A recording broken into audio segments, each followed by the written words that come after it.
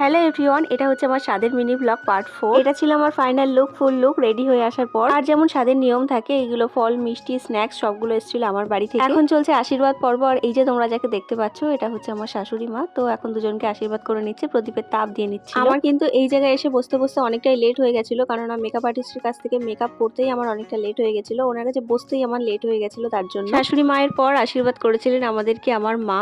আর এখানে আমাদের স্বাদের মধ্যে কিছু নিয়ম আছে, সো কল্ড কিছু নিয়মই বলা যেতে পারে, নাকি মাকে সোনা গয়না কিছু দিতে হয়।